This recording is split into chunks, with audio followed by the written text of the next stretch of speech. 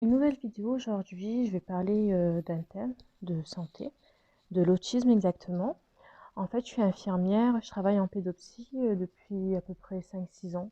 Et c'est un sujet qui me tenait à cœur, parce que souvent, les gens autour de moi, mes amis ou d'autres connaissances, me posent des questions sur mon métier et sur l'autisme. Et en fait, du coup, je me suis rendu compte que on n'a pas beaucoup d'informations. En tout cas, les gens lambda, comme toi, comme moi, comme la voisine ou même le voisin, le boulanger.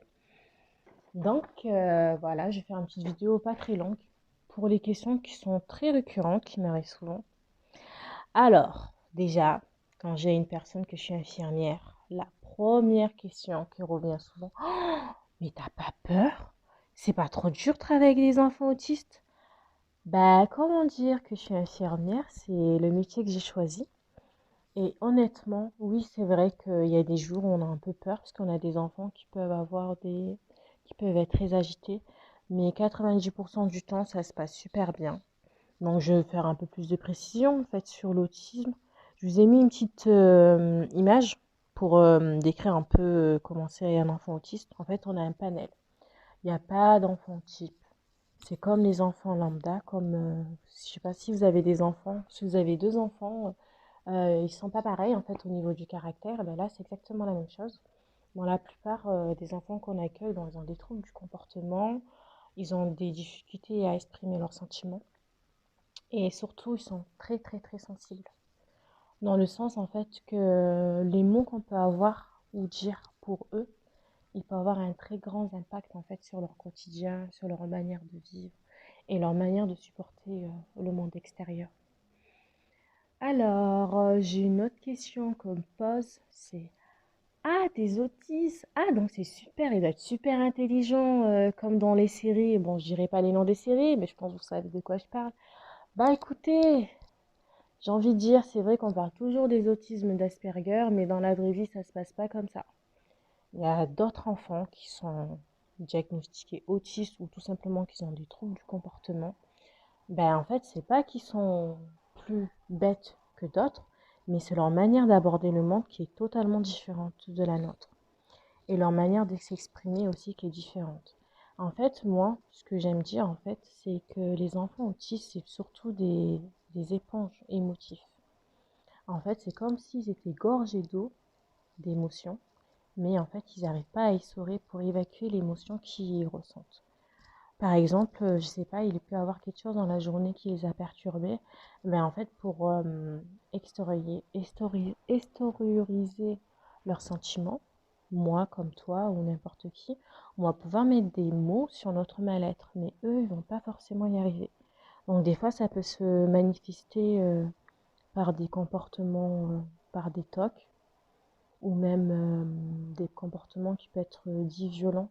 J'aime pas trop utiliser ce mot-là de violence, parce que je trouve que c'est pas approprié pour des enfants qui sont autistes.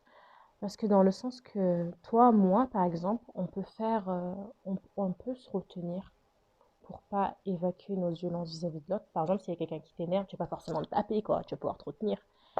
Et ben, pour des enfants autistes, c'est pas forcément le cas. Et donc, moi, je trouve que c'est un truc qui est très important quand on est amené à côtoyer les enfants qui ont ces troubles du comportement, ne surtout pas prendre les choses pour soi. Si vous avez l'impression que cet enfant vous fait de la provocation ou autre, ce n'est pas visé contre vous personnellement, contre votre propre personne.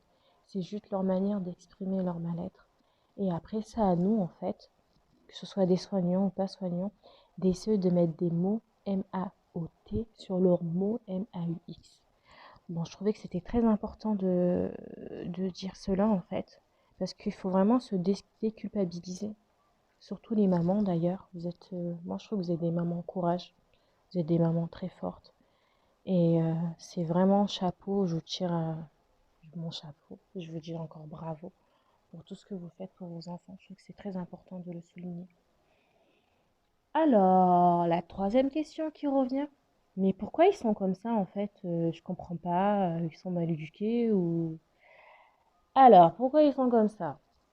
Bon, on a plusieurs théories scientifiques. Il y a des gens qui essaient de faire des analyses et tout pour voir si c'est pas dû à leur code génétique. Des fois, on peut trouver des enfants qu'ils ont un gène, je crois que c'est un chromosome, je me souviens plus du combien, je crois que le 23, qui est triplé au lieu d'être doublé en fait. Donc du coup, ça augmente les risques pour avoir des enfants qui ont des troubles du comportement à aspect autistique. Mais sinon, en fait, là, c'est un constat que je fais moi, personnellement, par rapport au nombre de cas qu'on a accueillis. Souvent, en fait, c'est lié à un traumatisme qu'a eu soit l'enfant, soit la maman. Pour être plus précise, en fait, on peut avoir des mamans, en fait, que malheureusement, dans leur vécu, dans leur vie, elles ont vécu des traumatismes qui les ont marqués, en fait, dans leur corps et ça a été transmis à leur enfant. Par exemple, il y a des mamans, durant leur grossesse, là, c'est des exemples vraiment aléatoires, qu'ils ont subi des violences ou même qu'ils ont eu des sentiments d'abandon, ou même encore plus, leur inconscient, en fait, se réactive avec leur grossesse par rapport à des propres traumatismes qu'elles ont eu eux-mêmes, en fait. Comme je vous ai dit, des peut être des violences ou autre chose, c'est surtout violence, abandon. Et voilà, donc je trouve que c'est très important, en fait, là, en tant que femme, en fait, de se donner de l'amour mutuellement. Surtout cette période, quand vous avez une femme autour de vous qui est enceinte, certes, elle est censée avoir de l'amour de son compagnon, mais on peut aussi donner de l'amour, nous, en tant qu'amis, en tant que voisins. C'est très important, en fait, parce qu'on ne sait pas vraiment qu'est-ce qui se cache dans le cœur de chaque personne. Donc, je vous disais, des fois, c'est ça, des traumatismes. Mais des fois aussi, il y a des enfants, pendant 1 an, 2 ans, leur développement, ça se passe bien, ils parlent et tout normalement. Et arrivé à 3 ans, ben, plus rien. Là, on se pose des questions, on se dit qu'est-ce qui se passe? Disait maman, papa, là, d'un coup, plus rien. Là, pareil, des fois, c'est des traumatismes qu'ils ont vécu. Mais des fois, il n'y a rien. Donc, je trouve ça très important de le souligner, que pour l'instant, c'est juste des théories. Donc, les mamans, vous ne devez pas culpabiliser. Ou même si vous entendez des remarques, oui, c'est surtout, tu dois mal élever ton enfant ou quoi que ce soit. Franchement, non. Déculpabilisez-vous.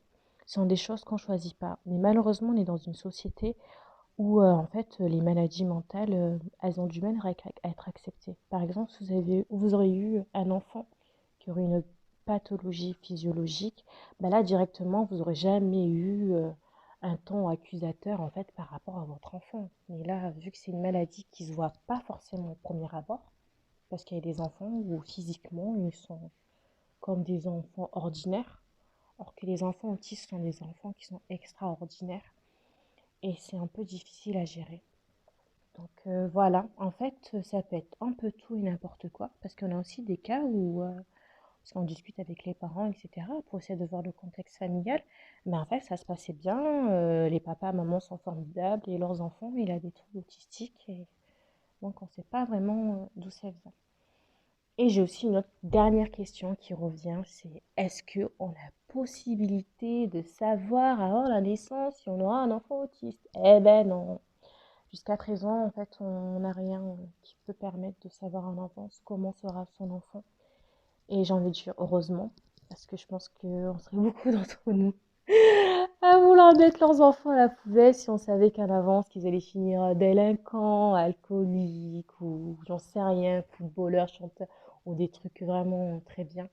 En fait, voilà, le truc qui est difficile, c'est de faire son deuil de son bébé imaginaire. Voilà, on a tous dans nos têtes un bébé qu'on aimerait avoir, parfait, qui soit beau, intelligent, mais dans la vraie vie, ça se passe pas comme ça. Donc, c'est surtout ça, arriver à faire son deuil du bébé imaginaire. Voilà, bon, j'espère que ma petite vidéo vous a plu et je vous en ferai une autre si cela vous intéresse sur d'autres thèmes. Voilà, à bientôt!